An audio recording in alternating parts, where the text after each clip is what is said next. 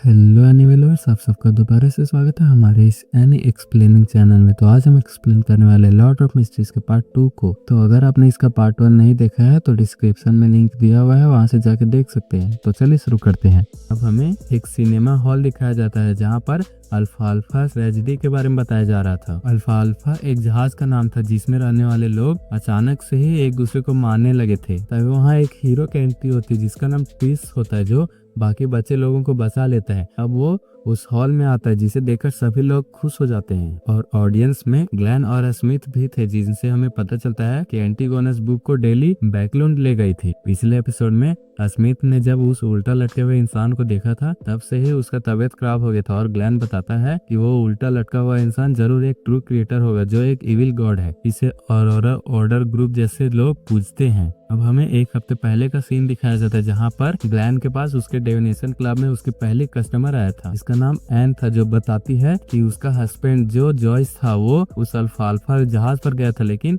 वो अभी तक वापस नहीं आया है। और वो जानना चाहती है कि क्या वो ठीक है। तो ग्लेन उस फोटो के ऊपर अपनी डिविनेशन करता है और वो देखता है कि जॉयस उस जहाज से कूद गया था और किनारे भी आ गया था और वो वापस घर भी आ जाएगा। कहानी अब प्रेजेंट में आता है जहाँ हमें दिखाया जाता है यहाँ पर ग्लेन स्मिथ को बोल रहा था कि अल्फा अल्फा जहाज के पीछे ट्रिस का जरूर कोई हाथ है। स्मिथ बोलता है कि इसके लिए उन्हें कोई ठोस सबूत चाहिए, क्योंकि ट्रिस एक हीरो भी है जिसकी वजह से वो लोग उस पर ऐसे ही कोई शक नहीं कर सकते हैं। और इसीलिए वो लोग इस हॉल में आए हुए थे। अब ट्रिस लड़कियों को ऑटोग्राफ दे रहा था और यहाँ पर एन भी आई हुई थी, जो ट्रिस को थैंक्स बोलती है उसके हस्बैंड को बचाने के लिए। अब ट्रिस वहां से चला जाता है, लेकिन जाने से पहले वो ग्लेन और स्मिथ को भी देखता है। अब एना उसे ग्लेन से भी मिलवाती है और बोलती है कि यही वो शख्स है जिसने बोला था कि आप सही सलामत घर वापस आ जाएंगे। जो इसके चेहरे से ही पता चल रहा था कि वो किसी बात को लेकर परेशान है। जिसके बाद वो ग्लेन को अकेले में बताता है कि जब से वो अल्फा जहाज से वापस आया है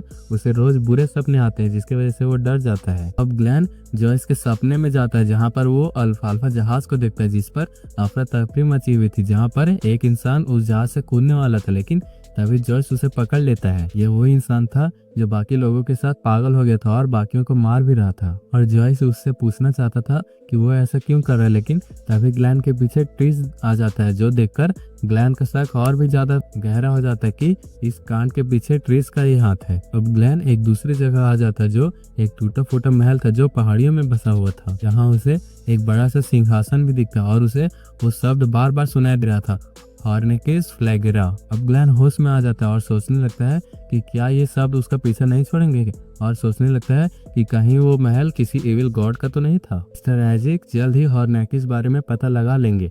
इसके बाद वो स्मिथ को ये सारी बातें बताता है कि इन सभी कांडों के पीछे ट्रिस का ही हाथ है, जो जनता को बुद्धू बनाकर हीरो बन गया है। तो स्मिथ बोलता है कि फिर भी उन्हें एक ठोस सबूत चाहिए और इसके लिए उन्हें एक जॉइंट इन्वेस्टिगेशन करना होगा, और जिसके लिए उन्हें मैंडेटरी पनिशमेंट और सीनरी हाफ माइंड की जरूरत पड़ेगी।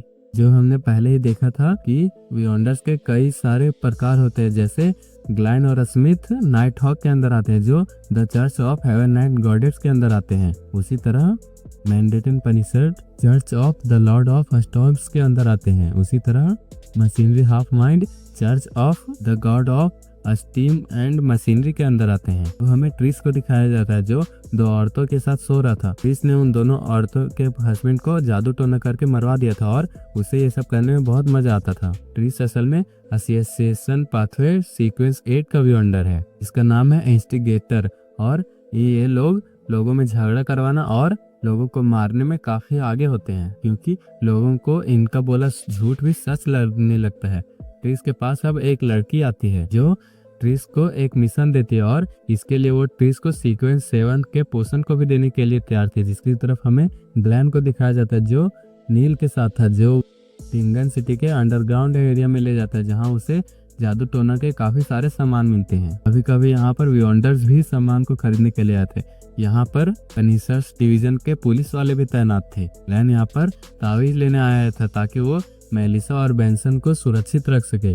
ग्लैन देखता है कि यहाँ पर ज्यादातर सामान नकली होते थे, जिसके बाद वो अपने स्पिरिट विजन का यूज करके 2 तावीज को खरीद लेता है। लेकिन तभी वो देखता है कि यहाँ पर ट्रिस भी कुछ सामान को खरीदने के लिए आया था, जिसके पीछे एक पुलिस वाला भी लगा हुआ था। ट्रिस अब भागने लगता है, जिसकी वजह से पनिशर से उस पर गोलियां चलाने लगते हैं, जिसकी वजह से ट्रिस की टोपी ग्लैन के हाथों में चली जाती है। लेकिन उसी वजह से ट्रिस के हाथों में एक गोली भी लग जाती है, लेकिन फिर भी ट्रिस वहां से भागने में कामयाब हो जाता है और वहां से भाग जाता है। ग्लैन अब उस टोपी पर अपनी डिविनेशन करता है और उसके लोकेशन का पता लगा लेता है और स्मिथ के साथ उसकी तरफ ही जाने लगता है। रास्ते में स्मिथ ग्लैन को बताता है कि ट्रिस असल में डिमिनिश सेक्ट का एक मेंबर है और वो लोग प्राइमोर्डियस डिमिनिश का पूजा करते हैं। लेकिन अजीब बात यह है कि उस ग्रुप में जितने भी हाई रैंक के मेंबर्स हैं वो लोग ज्यादातर औरतें हैं। जिसके बाद वो लोग उस लोकेशन के पास पहुंच जाते हैं और ग्लैन को छोड़कर सभी लोग उस घर के अंदर ट्रिस को ढूंढने के लिए चले जाते हैं और सभी औरतों को उस घर के बाहर भेज देते हैं। लेकिन तभी ग्लैन से एक लड़की टकरा जाती है और बोलती है कि उसकी तबीयत ठीक नहीं है। लेकिन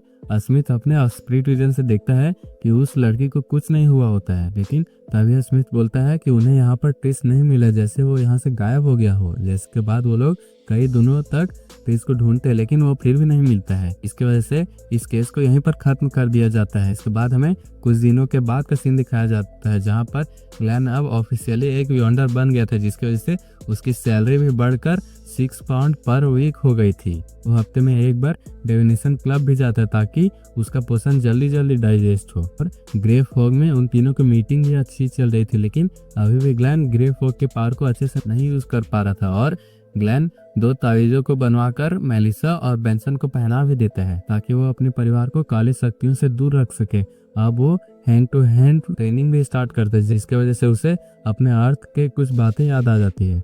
इंग्लैंड सिटी में सब कुछ अच्छा चल रहा था, लेकिन तभी एक दिन ग्लैन के दरवाजे पर लियोनार्ड आता है, जो उसे बताता है कि कुछ हफ्तों से इस सिटी में काफी ज्यादा मर्डर हो रहे हैं, जो यहाँ पर इतने ज्यादा बढ़ गए थे कि 5 गुना तक हत्या हो रहे थे। और इन सब पे इन्वेस्टिगेशन करने का काम हाफ माइंड और पनिशर्स को दिया गया था। और इन लोगों की मौत बहुत ही अजीब तरीके से हो रही थी और इनमें से ज्यादातर लोग मजदूर थे या बहुत ही गरीब थे।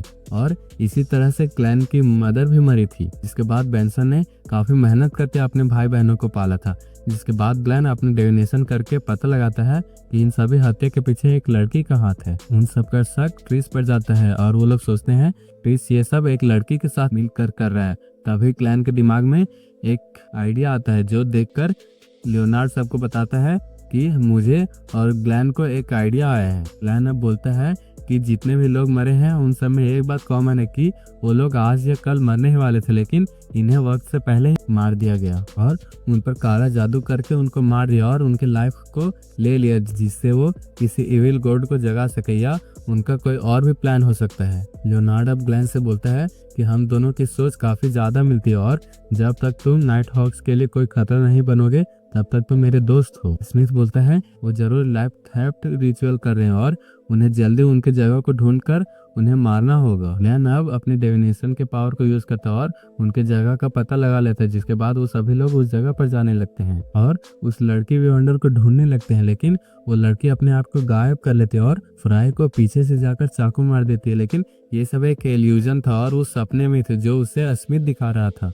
लेकिन वो लड़की अपने हाथ को काटकर उस सपने से बाहर आ जाती है। स्मिथ अब ग्लैन को बोलता है कि वो इस लड़ाई से दूर ही रहे, तो ग्लैन सोचने लगता है कि स्मिथ, लियोनार्ड और फ्राई मिलकर भी इस लड़की का मुकाबला नहीं कर पा रहे हैं, यानी ये लड़की जरूर सीक्वेंस 7 की वियंडर होगी। अब वो लड़की उस घर के अंदर जाती है और प्राइमेरियर डिमोनिस से प्रे करने लगती है। इससे उस जगह पर काफी सारे भूत निकलने लगते हैं और एक भूत तो फ्राई के पास उसके पास भी आ जाता है। उसके बाद स्मिथ उस घर के अंदर जाता है, लेकिन वो लड़की इन सबको चकमा देकर और यहाँ से भाग जाती है। लेकिन भागने से पहले वो लियोनार्ड को एक कर्स दे देती है, लेकिन उस कर्स का असर होने से पहले ही लियोनार्ड खुद को ठीक कर लेता है। जिसके बाद वो लड़की उस डिमिनिस की मूर्ति के साथ वहां से गायब हो जाती है।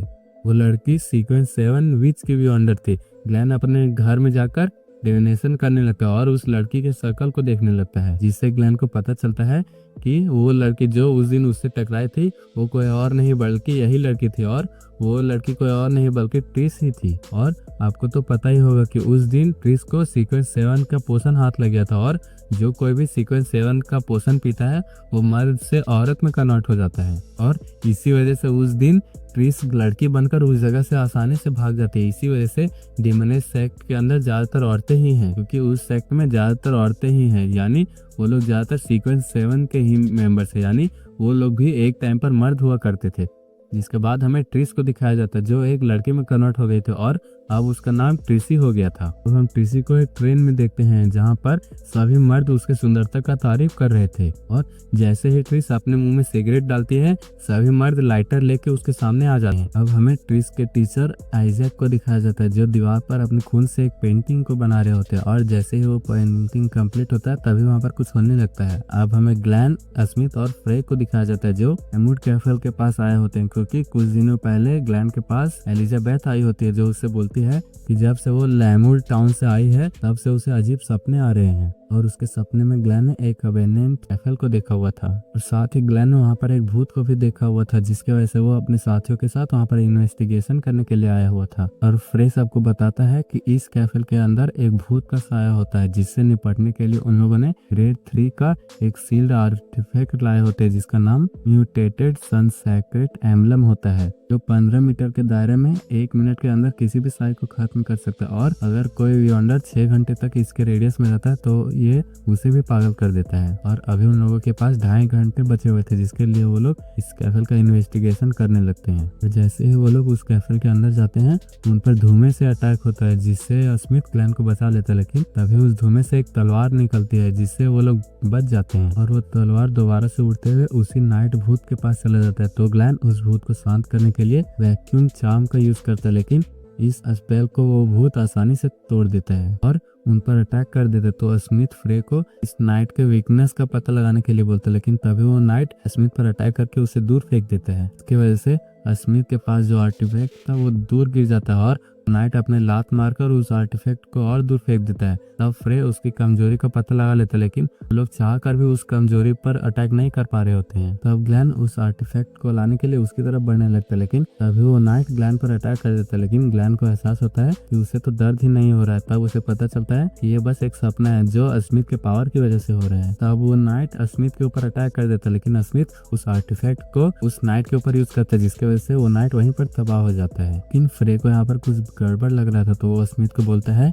इस नाइट का ऑब्सेशन बहुत ही ज्यादा डीप था, और ये यहाँ पर तभी एग्जिस्ट कर सकता है जब ये यहाँ पर सेंचुरीज से हो, लेकिन ये कैफेल तो बहुत ही ज्यादा पुराना है, लेकिन हमें यहाँ पर कोई भी इसका रिलेटेड नहीं दिख रहा है। इसका मतलब ये नाइट अभी अभी यहाँ है। तब ग्लैन को वहाँ पर फोटो मिलती है जो 1000 साल पुरानी थी, जो कि उस कैफेल के ओनर की पिक्चर थी। लेकिन उस पिक्चर को देखकर ग्लैन को अपने टीचर आइजैक की याद आने लगती है, और वो आइजैक के बारे में सोचने लगता है, क्योंकि उसकी पर्सनैलिटी ऐसी थी कि वो अभी का नहीं बल्कि बहुत ही ज्यादा पहले का है। इसके बाद वो लोग डिसाइड करते हैं कि वो यहाँ पर कुछ टाइम और इन्वेस्टिगेशन करेंगे, और वो सबको 2 घंटे के अंदर अपने शिफ्ट को कंप्लीट करने के लिए बोलता है। जिसके बाद वो उस आर्टिफैक्ट को ग्लैन को देकर फ्रे के साथ कुछ टाइम आराम करने के लिए चला जाता है। अब ग्लैन उस आर्टिफैक्ट को देखने लगता है और बोलने लगता है ये आर्टिफैक्ट तो स्पिरिचुअल मास्टर के साथ अच्छे से काम करता है, और फाइल्स में कहा गया है कि ये आर्टिफैक्ट एंटिस से बिलोंग करता है और ये सन पाथवे से बिलोंग करता है, लेकिन अभी तक इसके ओरिजिन के बारे में किसी को भी नहीं पता है। लेकिन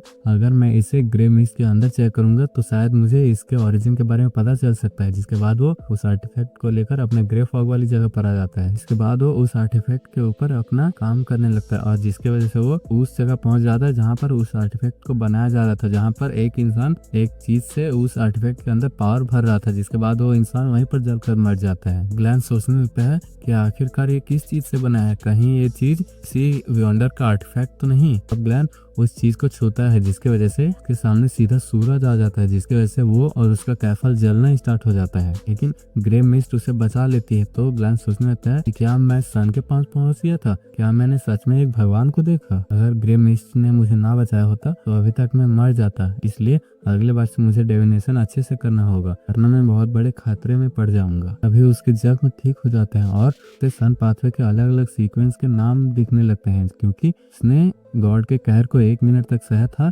इसलिए उसे सन पाथवे के सीक्वेंस 4 का सन का फॉर्मूला भी मिल जाता है और उसे वार्निंग भी दिया जाता है कि वो इस तरह डायरेक्ट किसी भी गॉड को ना देखे। तो ये देखकर ग्लैन भी खुश हो जाता है और ग्रे मिस्ट के पावर को यूज करके उस जगह को ठीक कर लेता है और वापस दोबारा से उसी कैफे में आ जाता है। और ग्लैन सोचने लगता है अब कभी भी मुझे इस तरह डायरेक्ट गॉड को नहीं देखना चाहिए वरना मैं बहुत बड़े खतरे में पहुंच जाऊंगा। इसके बाद नाइट हॉक वापस आ जाते हैं और उन्हें पूरा यकीन हो गया था कि अब उस कैफे में एक भी भूत नहीं है। तब ग्लैन को वहाँ पर एक लेटर मिलता है जिससे उसे पता चलता है आइजैक को हॉर्नेकस बारे में पता चल चुका है। इसलिए वो आइजैक से मिलने के लिए उसके पास चला जाता है, लेकिन वहाँ उसे उस फोटो को देखकर अजीब लग रहा था। लेकिन जब वो आइजैक से मिलने के लिए जाता है तो वहाँ पर आइजैक मौजूद नहीं होता है। लेकिन तभी ग्लैन उस दीवार पर एक कैफिल की पेंटिंग दिखता है जो वही पेंटिंग थी इस कैफिल से वो लोग अभी घूम के आए थे, जो देखकर ग्लैन डर जाता है। तो वहाँ पर आइजैक भी आ जाता है और वो बताता है कि जब वो सो रहा था तो उसे अजीब सपने आ रहे थे और जब वो उठा अब तक उसने इस पेंटिंग को बना लिया था। आइजैक ग्लैन को हॉर्नेकस के बारे में एक नोटबुक देता और उसे पढ़ने के लिए बोलता है। तो ग्लैन उस बुक को वहाँ से लेकर जाने लगता है, लेकिन आइजैक उसे बोलता है कि वो उस बुक का यहीं पढ़ेगा क्योंकि वो बुक यूनिवर्सिटी की प्रॉपर्टी होती है, इसलिए वो उस बुक को यहाँ से लेकर नहीं जा सकता है। तो ग्लैन उस बुक को पढ़ने लगता है जहाँ पर उसे वही कैफे दिखाई देते हैं जो उसे ड्रीम्स में दिखाई देते थे। इससे उसे पता चलता है कि हॉर्नेकस माउंटेन रेंज नॉर्थर्न कॉन्टिनेंट के सेंटर में ही है जो कि लियोन किंगडम एंटिस रिपब्लिक को अलग करता है। और वहाँ पर एक बहुत ही पुराना नेशन भी था जिसे देखकर ग्लैन को लगता है ये नेशन एवन एंड गॉडेस का ही है, के बारे में एंटीगोनस बुक में भी लिखा है। इसके बाद वो उस बुक को और भी ज्यादा पढ़ने लगता है। इससे उसे पता चलता है कि उस नेशन के लोग मानते थे कि डेथ अंत नहीं है और वो लोग भी मर जाते थे, उन्हें वो लोग डार्कनेस से प्रोटेक्ट करते थे। इस वजह से वो लोग मरे हुए लोगों को 3 दिनों तक अपने पिलो के अंदर रखते थे। तो आइजैक ग्लैन को बोलता है कि मैंने इसके बारे में यहीं तक जाना है, इससे मुझे पता चला है कि वहाँ पर कोई भी ग्रेव या इमेज नहीं है और सभी लोग ऐसे गायब हो गए थे जैसे यहाँ पर कुछ हुआ ही नहीं था। और ये जो मिस्टीरियस लोग हैं वो लोग एक पुराने एंटिटी को भी पूछते थे जिसे ये ruler of heaven night and mother of sky कहते थे। और जैसे ही ग्लैन एवन नाइट्स के बारे में सुनता है उसे लगने लगता है ruler of heaven and goddess शायद से उनके चर्च के एवन एंड गॉडेस से किसी तरह से रिलेटेड है। आइजैक ग्लैन को बोलता है कि मैम मैं इस सीजन चीजों के बारे में पढ़ रहा था जिससे मुझे पता चला है तुम्हारे लाइफ में कोई रेगुलर प्रॉब्लम है। मैं इसके बारे में ज्यादा कुछ नहीं जान पाया हूँ, लेकिन जहाँ तक मुझे पता है तुम्हारी तकदीर मेरी तरफ पॉइंट कर रही है क्योंकि तुम इसी कैफे से अभी अभी लौट कर वापस आया था और देखकर तुम डर गए थे और जब तुमने मुझे देखा था तब भी तुम डर गए थे। इसका मतलब ये है कि तुम मेरे बारे में कोई जरूर सीक्रेट जानते हो, लेकिन तुम चिंता मत करो, मैं तो बस अपने पास्ट के बारे में जानना चाहता हूँ। तो ग्लैन उसे नोट कैफल के पास ले जाता है क्योंकि उसे अपने पावर से पता चला था आइजैक से उसे कोई भी खतरा नहीं है और जब वो नाइट हॉक्स को इससे दूर रखेगा तो फ्यूचर में आइजैक उसके मदद करेगा। तो आइजैक बताता है कि मैं अपने ड्रीम्स में इसी जगह को देखता था जहाँ पर मेरे पसंदीदा चीज रहते थे और मेरा बेटा भी इसी जगह पर एक तलवार के साथ खेलता रहता था और वो यहाँ के किंग का नाइट था। अब ग्लैन को एहसास होता है कि वो नाइट जिससे वो लोग लड़े थे जरूर आइजैक का बेटा होगा। तभी आइजैक को वहाँ पर वो तलवार मिलती है और जैसे ही आइजैक उस तलवार को उठाता है वहाँ पर तेज हवाएं चलना स्टार्ट हो जाती है और कैफल दोबारा से जुड़ना स्टार्ट हो जाती है। इसकी वजह से ग्लैन को आइजैक का ड्रीम दिखाई देने लगता है जहाँ पर उसका बेटा भी था जो उस तलवार के साथ खेल रहा था, लेकिन अभी आइजैक की तबीयत खराब हो जाती है जिसकी वजह से वो ड्रीम यहीं पर खत्म हो जाती है। अभी वहाँ पर एक सीक्रेट रास्ता खुल जाता है जिसके अंदर आइजैक और ग्लैन चले जाते हैं जो सोचने लगते हैं कि ये जगह तो ऐसी है कि यहाँ पर किसी के क्रोध को रोकने के लिए उसे यहाँ पर सील किया गया हो। और वहाँ उन्हें एक कवर भी मिलता है जिसे देखकर ग्लैन को लगता है कि वो जरूर वहाँ पर किसी चीज की छेड़छाड़ हुई है। तो जैसे ही आइजैक उस कवर को छूता है और उसे खुलता है उन्हें वहाँ पर वही भूत की बॉडी मिलती है इन्हें नाइट हॉक ने मारा होता है। और आइजैक को अपने बेटे की बॉडी को देखकर बहुत ही ज्यादा गुस्सा आ रहा था जिसकी वजह से वहाँ पर तेज हवाएं चलना स्टार्ट हो जाती है और वहाँ पर जितने भी स्पिरिट होते हैं वो सभी जमा होने लगते हैं जिसे देखकर ग्लैन सोचने लगता है उन्होंने तो यहाँ पर सभी आत्माओं को खत्म कर दिया था, तो इतने सारे स्पिरिट यहाँ पर क्या कर रहे हैं। अभी ग्लैन पास में पहुंच जाता है जहाँ पर कुछ लोग काफी सारे लोगों को जमा करके उन्हें जला रहे होते, लेकिन अभी वहाँ पर एक लाश जाग जाती है और वो किसी और की नहीं बल्कि आइजैक की बॉडी होती है। एक बुढ़िया ये बताने लगती है कि वो एक सफरिंग डिजास्टर और डेथ लाएगा। वहाँ के सभी सोल्जर आइजैक पर अटैक कर देते तो आइजैक भी अपनी तलवार उठाता और एक एक करके उनसे लड़ना स्टार्ट कर देता, लेकिन सोल्जर आइजैक पर भारी पड़ रहे होते और जैसे ही वहाँ पर आइजैक को मारने वाले थे, वहाँ पर एक बड़ा स्केलेटन आइजैक की मदद करने के लिए आ जाता है, क्योंकि आइजैक डेथ पाथवे सीक्वेंस 2 का व्यूअंडर होता है। वो स्केलेटन आइजैक का कॉन्ट्रैक्टेड मैसेंजर होता है और वो ग्लैन की मदद करता है, जिसकी वजह से ग्लैन उस स्केलेटन के साथ मिलकर उस लड़ाई को जीत जाता है और इसी तरह करके वो आने वाले सभी लड़ाइयों को जीतता जाता है, जिस वजह से उसे बैरन ऑफ लेमोट टाउन के टाइटल मिल जाता है। तो आइजैक अपने फैमिली के साथ भी अपना टाइम स्पेंड करने लगता है, लेकिन उसके कर्ज की वजह से उसके सभी सोल्जर मारे जाते हैं और उसकी बीवी भी मरने वाली होती है। अभी वहाँ पर आइजैक का बेटा भी आ जाता है, जिस पर आइजैक अचानक से अटैक कर देता है, जिसकी वजह से कुछ समझ में नहीं आता और वो डिसाइड करता है कि वो इस जगह से काफी दूर चला जाएगा ताकि उसके परिवार पर कोई भी मुसीबत ना आ जाए। तब हमें प्रेजेंट का सीन दिखाया जाता है। वहाँ पर ग्लैन उस बॉडी को देखने आया था जिसे जिंदा ही दफना दिया गया था। तो ग्लैन सोचने लगता है आखिरकार इतना बुरा कौन हो सकता है। तभी वो देखता है कि इस बॉडी का स्कल ही गायब होता है, जो देखकर आइजैक भी उस बॉडी के स्कल को ढूंढने की कोशिश करने लगता है और वो डिसाइड करता है कि जिसने भी उसके बेटे का स्कल गायब किया वो उसे बहुत ही बुरी मौत देगा और उसके बेटे के स्कल को 3 महीने पहले ही गायब कर दिया गया था। आइजैक अपने ब्लड की पावर से अपने बेटे के स्कल को ढूंढने की कोशिश करने लगता है और वो ब्लड जाकर सीधा ग्लैन से टकराती है, जिसकी वजह से ग्लैन को कुछ समझ में नहीं आता है। लेकिन तभी वो लोग एक अलग जगह पर पहुंच जाते हैं और वहाँ का दरवाजा जैसे ही खुलता है वहाँ पर काफी सारे हड्डियां होती है, लेकिन फिर भी आइजैक को उसके बेटे का स्कल नहीं मिलता है। हमें यहाँ पर एक और इनविजिबल फेदर दिखाई देता है और आइजैक बोलता है कि मुझे दोबारा से वही दबाव महसूस हुआ था जिसने तुम्हारी लाइफ को इनरेगुलर किया है और वो फोर्स बहुत ही ज्यादा था, लेकिन तुम चिंता मत करो, मैं इसके स्कल को ढूंढ कर ही रहूंगा। आइजैक अपने बेटे की बॉडी को दफना देता है। तो ग्लैन पूछता है कि क्या आपकी यादें दोबारा से वापस आ गई है। तो आइजैक बोलता है कि नहीं, मुझे तो केवल अपने यादों के कुछ टुकड़ी ही वापस आई है। मुझे काफी सारे यादें दिखाई देने लगती है, जिससे मुझे पता चला कि मैं कुछ टाइम पहले एक गहरी नींद में सोया था और जैसे ही मैं उठा तो मुझे कुछ भी याद नहीं था। मेरे नाम और आइडेंटिटी डॉक्यूमेंट्स और मेरे कुछ यादें अभी भी थी और उसके बाद मुझे ऐसा सपना आया जैसे मैंने काफी सारे जिंदगी जी है, जिसके अंत में मैंने काफी लोगों को चोटें पहुंचाई, जिसके बाद मुझे याद आया कि वो सपना नहीं बल्कि हकीकत थी, जिसकी वजह से एक दिन मुझे बहुत ही ज्यादा दर्द हुआ और मैंने डिसाइड किया कि अब मैं अकेला ही रहूंगा। और उसके बाद मुझे ध्यान ही नहीं रहा कि मेरी कितनी जिंदगियां पास हो चुकी है। प्लान सोचने लगता है कि मिस्टर आइजैक के साथ ऐसा इसलिए है क्योंकि वो डेथ के साथ रिलेटेड है और उनका अकेलापन इसलिए है क्योंकि उनके पास लंबे जिंदगी जीने का श्राप है। आइजैक ग्लैन को थैंक्स बोलता है कि उसने मुझे इतनी सारी यादें दिखाई, क्योंकि किसी के पास अगर कोई यादें नहीं होती है तो वो समुद्र में एक ऐसे शिप की तरह होता है जिसका कोई डेस्टिनेशन ही नहीं होता है। पर मुझे अब अपना रास्ता मिल चुका है। तो ग्लैन को भी लगने लगता है कि वो भी आइजैक की तरह ही है, क्योंकि वो भी इस दुनिया में अकेला ही है और उसे नहीं पता कि वो अपने माँ बाप के पास कब जा पाएगा। लेकिन भले ही वो इस दुनिया में ग्लैन नहीं है, लेकिन फिर भी उसके पास बेंसन और मेलिसा है जिसके साथ वो अच्छी मेमोरीज बनाना चाहता है। अब हमें ग्लैन को दिखाया जाता है जो आइजैक से अपने इनरेगुलरिटी के बारे में पूछ रहा था। तो आइजैक उसे एंटीगोनस बुक की तरफ इशारे करता है। तब हमें नाइट हॉक के सिक्योरिटी कंपनी का सीन दिखाया जाता है, जहाँ पर एक नाइट हॉक कैनली अपने एंगेजमेंट के बारे में सबको पार्टी दे रहा होता है। नील यहाँ पर यह बात सोचकर खुश हो रहा था कि अब नाइट हॉक्स के ऊपर से बैचलर होने का कर्ज उतर गया है। सभी लोग पार्टी के धुन में खो जाते हैं और रोज़ैन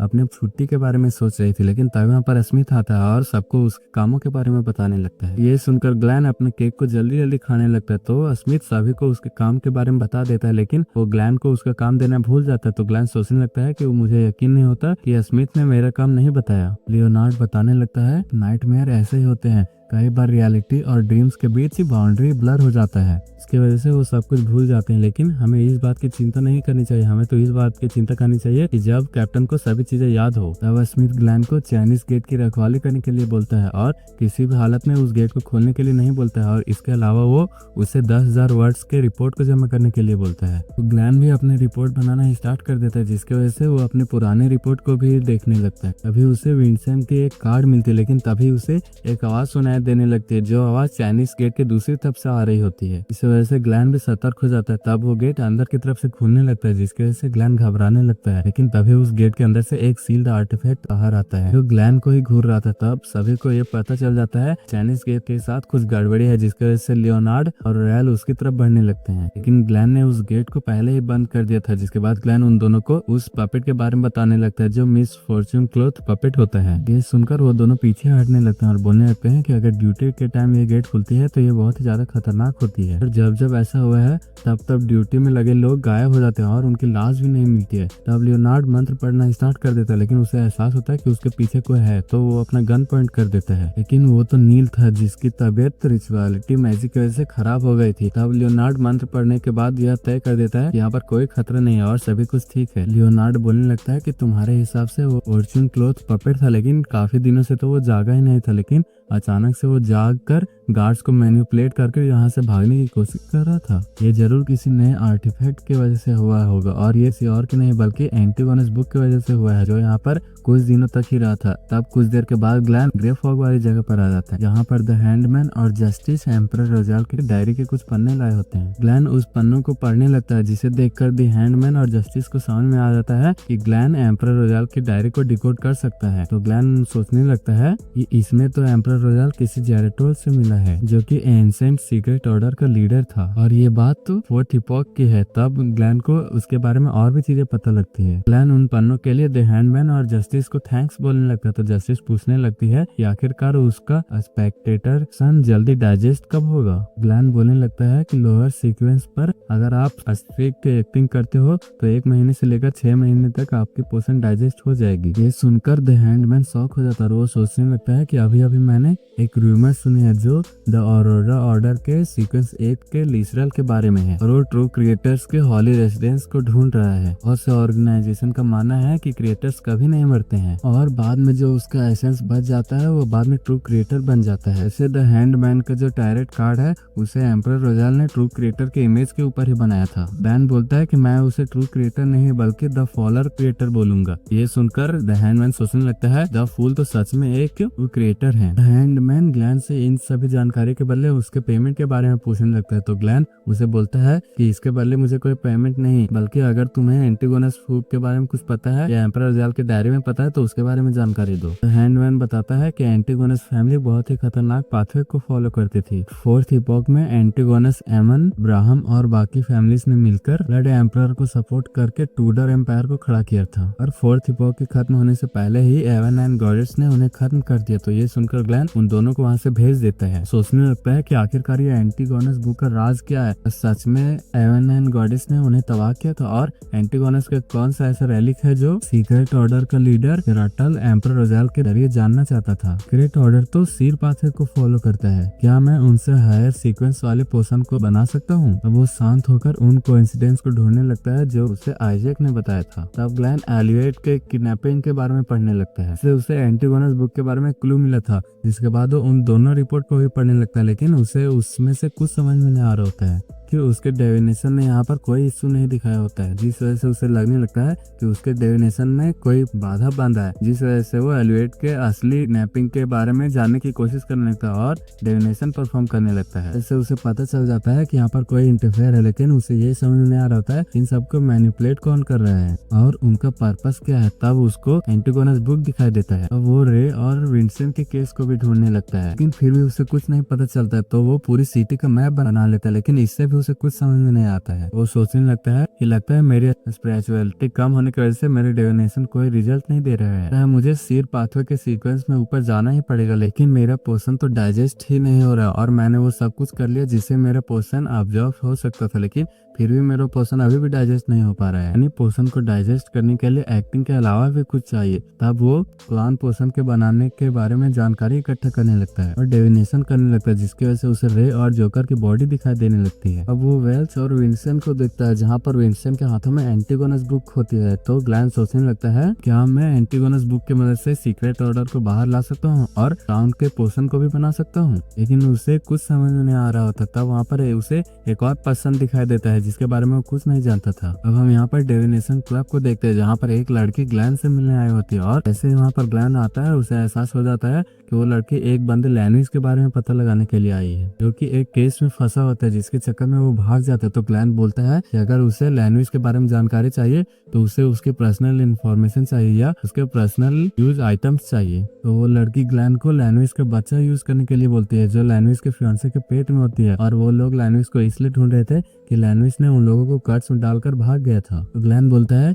कि मैं ऐसा नहीं कर सकता हूँ, अगर बच्चा बाहर नहीं आएगा तो मैं उसके बारे में पता भी नहीं लगा सकता हूँ। तो वो लड़की लैनरिस की वाइफ को क्लीनर पर चलने के लिए बोलने लगती है, लेकिन लैनरिस की वाइफ इसके लिए मना कर देती है और वो लोग वहाँ से चले जाते हैं। अब ग्लेन एंजेलिका को उस पर्सन का फोटो दिखाता है जिसे उसने डिविनेशन में देखा था। तो एंजेलिका बताती है कि उसने उस पर्सन को 1 महीने पहले देखा था जो विंसन के साथ खंडरों में लड़ाई कर रहा था। तो ग्लेन को लगने लगता है कि हॉर्नेकस के पहाड़ी के ऊपर जो खंडर है वो लोग उस बारे में बात कर रहे हैं। तो इससे ग्लेन को याद आता है कि उसने विंसन के पास एक लाइब्रेरी का कार्ड देखा था, जिसकी वजह से वो भी लाइब्रेरी चला जाता है और वहाँ पर वो बंदा भी आ जाता है, जिस वजह से ग्लेन को वहाँ के लोगों से पता चलता है लैनरिस भी यहाँ पर हॉर्नेकस के बारे में पता करने के लिए आया था। और ग्लेन को वहाँ पर एक और नाम मिलता है जो विंसन के मौत के 1 दिन पहले ही गायब हो गया था और वो नाम सीरियस रैपेस होता है। तब ग्लेन वहाँ के लाइब्रेरी में पढ़ने के लिए चला जाता है। वो जैसे ही एक बुक को निकालता है तभी उसके सामने वही बंदा था और ग्लेन सोचने लगता है कि अब वो क्या करे, लेकिन तभी वो बंदा भागने लगता है, जिसकी वजह से ग्लेन भी उसका पीछा करने लगता है। और उस बंदे के ब्लड से ग्लेन को पता चलता है कि वो बंदा अपने वियंडर्स के पावर को कंट्रोल नहीं कर पाता, जिसकी वजह से वो बंदा एक मॉन्स्टर में कन्वर्ट होकर ग्लेन पर अटैक कर देता है। लेकिन वो ग्लेन पर अटैक करने से पहले ही गिर जाता है, जिसकी वजह से ग्लेन उसे वहीं पर शूट कर देता है और सोचने लगता है कि आखिर ये कौन सा पाथवे है जिसका कॉम्बैक स्किल मेरे से भी बेकार है। हमें पता चलता है कि वो बंदा सीरियस रैपेस होता है जो कि सीक्रेट सप्लीमेंट पाथवे का ट्विंस 9 का वियंडर होता है। वहाँ पर क्लाउन पोशन को हासिल करने के लिए डिविनेशन करने लगता है, जिसकी वजह से उसे क्लाउन पोशन के फॉर्मूला मिल जाता है। लेकिन तभी उसे वहाँ पर द हैंडमैन का ट्रू क्रिएटर दिखाई देता है, जिसकी वजह से वो दोबारा से होश में आ जाता है। और वो जैसे ही गिरने वाला था तभी उसे स्मिथ बचा लेता है और बोलता है तुम्हें ऐसे वियंडर के साथ खुद को कनेक्ट नहीं करना चाहिए और भले ही तुम्हारा लक अच्छा हो जियो 1 या 2 बार तुम्हें बचा ले, लेकिन हर बार तुम्हें तुम्हारा लक नहीं बचा सकता है। ग्लेन उससे माफी मांगने लगता है तो स्मिथ बोलता है कि तुम्हारा लक काफी अच्छा है क्योंकि वियंडर्स और बुरी फोर्स के साथ तुम्हारा कोई कनेक्शन है कि नॉर्मली तो इतना सब एक बार में देखना 3 महीने तक के अंदर इम्पॉसिबल ही है, लेकिन तुम्हारे केस में कुछ अलग है। जिसके बाद वो लोग सीरियस को चेक करने लगते हैं, जहाँ पर उसे एक लेटर मिलता है जो ऑरोरा ऑर्डर के 22वें और एकल मिस्टर जेट को लिखा होता है। वो लोग ग्लेन को बताते हैं एंटिगोनस बुक से अप्रेंटिस और क्लाउन का फॉर्मूला मिला है। ग्लेन सोचने लगता है कि मुझे भी अभी अभी क्लाउन फॉर्मूला के बारे में पता चला, लेकिन जैसे मुझे आगे पता चलता मेरा कनेक्शन ही टूट गया। वो स्मिथ बोलता है कि फॉर्मूला के ऑथेंटिक के यूज करने के लिए उन्हें चर्च की परमिशन की जरूरत है। वो लियोनार्ड से पूछने लगता है कि उस लेटर में और क्या लिखा है। तो लियोनार्ड उसे पढ़ने लगता है और बताता है कि एंटिगोनस फैमिली पक्का से सीक्रेट ट्रेजर को छुपा रहा है और ये लोग सिर पाथवे के कीपर है, तो ये लोग पक्का अपने डाउनफॉल देख लिया होगा, जिस वजह से मुझे पक्का यकीन है कि ये लोग हॉर्नेकस माउंटेन के ऊपर जो खंडर है उन्होंने वहीं पर वो सीक्रेट ट्रेजर छुपाया है। मिस्टर जेड, मैं डूम्सडे की तैयारी कर रहा हूँ और इसमें मुझे आपकी मदद चाहिए। अब डूम्सडे आएगा तो मैं टिंगन सिटी के सभी बलि के बकरों को अपने मास्टर को समर्पित कर दूंगा। अब ग्लेन दोबारा से ग्रे फॉग वाली जगह पर आ जाता है और वो सोचने लगता है मुझे हॉर्नेकस बार बार इसलिए सुनाई दे रहा था क्योंकि एंटिगोनस बुक और मेरे में सिर पाथवे का जरूर कोई कनेक्शन है, लेकिन अभी भी उसे कुछ समझ में नहीं आ रहा होता। तो वो अभी तक जितने भी हादसे और इन्फॉर्मेशन है उन्हें जोड़ना स्टार्ट कर देता है और उसे समझ में नहीं आ रहा होता है कि उसके साथ ऐसे कोइंसिडेंस क्यों हो रहे हैं, क्योंकि जब वो लाइब्रेरी पहुंचा था वहाँ पर सिर भी आ गया था और जो मुझे क्लाउन फॉर्मूला चाहिए वो भी मुझे मिल गया था। आखिरकार ये सब हो क्या रहा है? मैंने अभी तक जो भी किया है उसके पीछे कोई मास्टरमाइंड है क्या? इन सब का ग्लेन के खुदकुशी करने से कोई रिलेशन है? और क्या ये तब से शुरू हुआ जब से ग्लेन ने खुदकुशी किया था? वो डिविनेशन से ग्लेन के खुदकुशी का राज ढूंढने लगता, लेकिन फिर भी उसे कुछ नहीं मिलता है। वैसे उसे एहसास हो जाता है कि वो डिविनेशन के पावर को पूरी तरह से यूज नहीं कर पाता और डिविनेशन से वो सभी चीजें पता नहीं लगा पाता। और ये जैसे उसे एहसास होता है उसका पोषण डाइजेस्ट होना स्टार्ट हो जाता है। इस वजह से ग्लेन को पता चल जाता है कि वो अभी तक क्या मिस कर रहा था। और पोषण को डाइजेस्ट होते ही उसे एक बिल्डिंग दिखाई देने लगती है जिसमें कुछ रेड चिमनीज दिखाई दे रहे थे, जिसकी वजह से उसे लगने लगता है कि वो मास्टरमाइंड वहीं रहता होगा। हमें 1 महीने पहले का सीन दिखाया जाता है जहाँ पर आइजैक के बेटे की खोपड़ी दिखाई जाती है जो कि लैनविस ने चुराई होती है और वो भी वियंडर पाथवे का सीक्रेट सेक कर वियंडर होता है। वहाँ पर कुछ लोग आते हैं जो आइजैक के बेटे की खोपड़ी और एक लड़की को झड़क कर मंत्र पढ़ना स्टार्ट कर देते हैं, जिसकी वजह से वो सभी लोग फट जाते हैं, जिसकी वजह से उस लड़की में एक ताकत जाग जाती है। तो यहाँ पर ग्लेन को एक सपना आ रहा होता है जहाँ पर उसे चाइनीज गेट दिखाया जा रहा था। उसे एंटिगोनस बुक के सीक्रेट ट्रेजर सुनाई देने लगता है और उसे मिस फॉर्च्यून क्लॉथ पपेट दिखाई देने लगता है, जिसकी वजह से उसकी नींद खुल जाती है और उसे याद आता है कि वो तो एक चीज भूल ही गया था कि वो पपेट उसे एक सिंबल दिखा रहा होता है। तो ऐसे उसे लगने लगता है कि वो नोटबुक नहीं चाहती कि कोई भी उस सिंबल के बारे में जाने। अब हमें हो यूनिवर्सिटी दिखाई जाती है जहाँ पर ग्लेन आइजैक के साथ फिशिंग कर रहा था। सोच रहा था कि आखिरकार ये मास्टरमाइंड है कौन जिसे मैं अपने ग्रे मिस्ट के पावर की मदद से भी नहीं ढूंढ पा रहा हूँ। ये तो बहुत ही ज्यादा खतरनाक है। मुझे उस मास्टरमाइंड को ढूंढना ही होगा, जिसके लिए मुझे कुछ हथियारों की भी जरूरत है, लेकिन मेरे पास तो पिस्टल के अलावा कुछ चार्ज ही हैं। अभी उसे याद आता है कि वो उस सन सेक्रेट एमरल्ड की मदद से उस मास्टरमाइंड को ढूंढ सकते हैं। तो आइजैक बोलता है कि लगता है तुम उस मास्टरमाइंड को ढूंढने के लिए बहुत ज्यादा मेहनत कर रहे हो। मेरे रिडक्शन स्किल्स ने भी उसे नहीं ढूंढ पाया। कई बार चीजें तब मिल जाती है जब हमने एक्सपेक्ट भी नहीं करी होती है। तो ग्लैन आइजैक से एक फेवर मांगता है, जिसके बाद वो द हैंडमैन और जस्टिस से भी मिलता है, जहाँ पर द हैंडमैन ने द एम्परर रोजाल के डायरी के एक और पन्ना लाया होता है। तो ग्लैन उसे पढ़ने लगता है, जहाँ से उसे अननेम्ड आइलैंड के बारे में पता चलता है, लेकिन उसे ज्यादा कुछ नहीं पता चल पाता है। तो जस्टिस बोलती है वो कुछ सीक्रेट ऑर्गेनाइजेशन से भी बात की है, जिससे उसे एम्परर रोजाल के डायरी के कुछ और पन्ने मिल सकते हैं, लेकिन वो सीक्रेट ऑर्गेनाइजेशन के बारे में और भी जानकारी इकट्ठा करना चाहती है। तब वो दोनों ग्लैन की ओर देखने लगते हैं, लेकिन ग्लैन को तो खुद उसके बारे में नहीं पता था। लेकिन द हैंडमैन को कुछ जानकारी होती है जो बताने के बदले वो 1000 पाउंड्स मांगता है, क्योंकि वो ऑर्गेनाइजेशन बहुत ही ज्यादा खतरनाक है, जिसके लिए उसे बहुत बड़ा खतरा मोल लेना पड़ेगा। तो ग्लैन को यकीन नहीं हो रहा था कि द हैंडमैन पैसे मांग रहा है, और उसे लग रहा था कि जस्टिस इस ऑफर को मना कर देगी, लेकिन जस्टिस इस ऑफर को मान जाते हैं, जिसे देखकर द हैंडमैन और ग्लैन शॉक हो जाते हैं। और ग्लैन भी सोचने लगता है कि क्या उसे भी इन सब से पैसे लेने चाहिए, लेकिन वो सोचता है कि वो इनसे पैसे नहीं ले सकता क्योंकि ये उनके पार्टनर्स हैं। तो द हैंडमैन बताने लगता है कि इस टाइम 100 से भी ज्यादा ऑर्गेनाइजेशन इस टाइम मौजूद है, और फोर्थ इपॉक से the secret order, luminous sect और द मोस्थेटिक ऑर्डर सबसे पुराने हैं, जिसमें सबसे पुराना मोसेस एस्थेटिक ऑर्डर है, और उनका पाथवे सीक्वेंस 9 का मिस्ट्री प्रायर है, और इसमें सब लोग नॉलेज की ही पूजा करते थे। पहले इस ऑर्गेनाइजेशन को रिस्पेक्टफुली देखा जाता था, लेकिन अभी इस ऑर्गेनाइजेशन को इविल ऑर्गेनाइजेशन की तरह देखा जाता है। जस्टिस पूछती है कि ऐसा क्यों है, नॉलेज की पूजा करना इविल कैसे हो गया? तो द हैंडमैन बताता है ये इसलिए है क्योंकि नॉलेज खुद जिंदा हो गया था, और जब नॉलेज जिंदा हुई थी तब वो एक इविल बन गई थी। फिफ्थ इपॉक में rose school of thought and the death worship luminous Apis Cupid दो ऑर्गेनाइजेशन बने जो साउथ कॉन्टिनेंट से बिलोंग करती है, और उसके बाद ऑरोरा ऑर्डर, एलिमेंटॉन और साइकोलॉजी एल्केमिस्ट ऐसी ऑर्गेनाइजेशन अभी अभी बनी है। तब जस्टिस इन सब के लिए द हैंडमैन को शुक्रिया बोलने लगती है, और डैन भी इस मीटिंग को यहीं पर खत्म कर देता है और वो भी वापस आ जाता है, लेकिन आइजैक से अभी भी उसके लिए कोई भी खबर नहीं आ रही होती है। और तभी उसे सुनाई देती है कि डॉग्स पर पैरानॉर्मल एक्टिविटी हुई है, इसमें एवन एंड गॉडेस के फॉलोअर्स को टारगेट किया जा रहा है। अब ग्लैन उस खबर को पढ़ने के लिए जल्दबाजी में तैयार होकर आ जाता है, लेकिन एलिसा उसके पिस्तौल को देख लेती है। तो ग्लैन बताता है कि वो बस पुलिस का काम कर रहा है। उसे न्यूज पढ़कर ये पता चलता है कि डॉग्स पर हुए पैरानॉर्मल एक्टिविटीज के पीछे हाइजैक का हाथ है। अब ग्लैन अपने सिक्योरिटी ऑफिस में आ जाता है, जहाँ पर नील फॉलन के साथ दारू पी रहा होता है। वो ग्लैन भी उन्हें ज्वाइन कर लेता है, जिसके बाद ग्लैन को पता चलता है कि डॉग्स पर जिन स्पिरिट्स ने हमला किया है वो बहुत ही ज्यादा पुरानी है, और वो फोर्थ इपॉक से बिलोंग करती है, जिसकी वजह से ग्लैन को महसूस हो जाता है कि इन सब के पीछे आइजैक का ही हाथ है। फॉलिन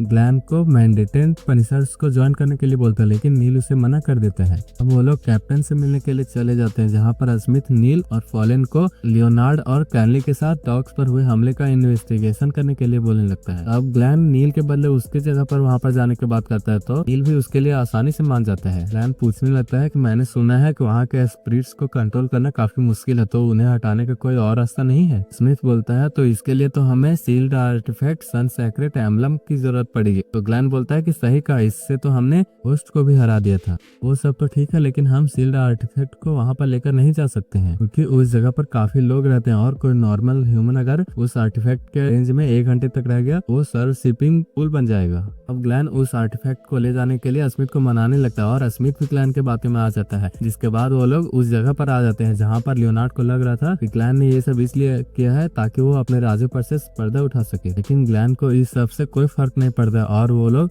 उस जगह पर जाने लगते हैं जहाँ पर ये इंसिडेंट हुआ था। लेकिन वहाँ के लोगों को ये विश्वास नहीं हो रहा था ये लोग सच में एक एग्जॉर्सिस्ट हैं। तो लियोनार्ड अपने सामानों को दिखाने लगता है, जिसकी वजह से वहाँ के लोगों को विश्वास हो जाता है कि ये लोग सच में एक प्रोफेशनल एग्जॉर्सिस्ट हैं। अब वो लोग उस इंसिडेंस की जगह पर आते हैं जहाँ पर काफी सारे स्पिरिट्स होते हैं जो लोगों पर हमला कर रहे होते हैं, लेकिन वो लोगों से अलग अलग तरह के करतब करवा रहे होते हैं। और वो स्पिरिट्स ग्लैन को जानते थे, इसलिए वो स्पिरिट्स ग्लैन पर हमला नहीं करते थे। अब वो सन सेक्रेट एम्बलम काम करना स्टार्ट कर देता है, जिसकी वजह से ग्लैन भी उन स्पिरिट्स को वहां से जाने के लिए बोलने लगता है। अब लियोनार्ड ग्लैन को एक्सोर्सिज्म करने के लिए बोलने लगता है। ग्लैन को यकीन नहीं हो रहा था कि ये सब उसे करना पड़ रहा है, जिसके बाद ग्लैन और नील डांस करने लगते हैं, जिसकी वजह से लोगों को लग रहा था कि वहाँ पर एक्सोर्सिज्म हो रहा है। हमें बाहर एक लड़की का सीन दिखाया जाता है जिससे एक कैरेज टकराने वाला था, लेकिन तभी उसे फाउल बचा लेता है और ये लड़की कोई और नहीं बल्कि लैनोस की फियांसे होती है।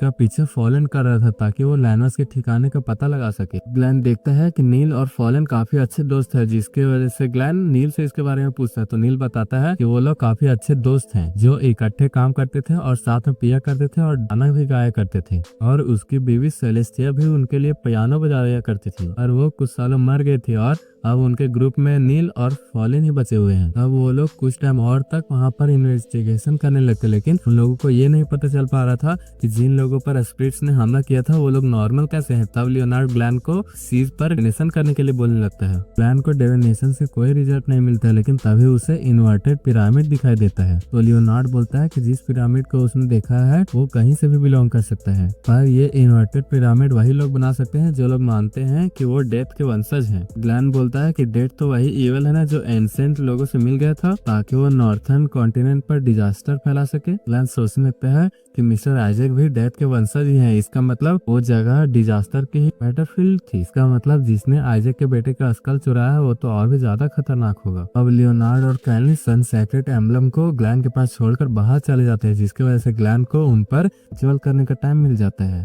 अब वो मंत्र पढ़ना स्टार्ट कर देता है और ये दुआ करने लगता है कि उसे फ्लेरिंग चांद को पूरा करने का टाइम मिल सके। इसकी वजह से बाहर का मौसम भी चेंज होने लगता है, लेकिन लियोनार्ड को कुछ गड़बड़ी महसूस होती है। लेकिन अभी बाहर एक छोटी सी शिप पर एक मॉन्स्टर अटैक कर देता है और उस शिप के एक इंसान को खा जाता है। तो देखकर लियोनार्ड हैरान हो जाता है। तब वो मॉन्स्टर उस शिप की तरफ हमला करने जाने लगता है। इस शिप के ऊपर ग्लैन होता है, लेकिन जैसे ही ग्लैन उस मॉन्स्टर पर अटैक करता है वो मॉन्स्टर उन गोलियों को ही रोक देता है, जिसकी वजह से ग्लैन को लगने लगता है कि वो मॉन्स्टर पहले वियंडर हुआ करता था जो अपने पावर को ना कंट्रोल कर पाने पर मॉन्स्टर में कन्वर्ट हो गया है। और वहाँ पर लियोनार्ड आकर उस मॉन्स्टर से लड़ने लगता है और ग्लैन को बताता है कि वो मॉन्स्टर सीक्वेंस 8 का एक वियंडर है, इस वजह से उन्हें उस मॉन्स्टर को यहीं पर खत्म करना पड़ेगा। ग्लैन सन सेक्रेट एम्बलम को कैनली को पकड़ाकर उसे यहाँ से निकालने के लिए बोलता है और नील भी यहाँ पर सभी लोगों को बाहर निकाल रहा था। तभी उस शिप के ऊपर बड़ा सा धमाका होता है, इसकी वजह से उस शिप के टुकड़े वहाँ पर लोगों पर गिरना स्टार्ट हो जाते हैं, लेकिन नील उन्हें बचा लेता है। लेकिन इधर लियोनार्ड उस मॉन्स्टर से लड़ रहा था, लेकिन लियोनार्ड की पावर उस मॉन्स्टर के सामने कम पड़ रही होती है। ग्लैन उस मॉन्स्टर को अपने जंजीरों से पकड़ लेता है, लेकिन वो मॉन्स्टर अपने पूरी ताकत से उन जंजीरों को ही तोड़ देता है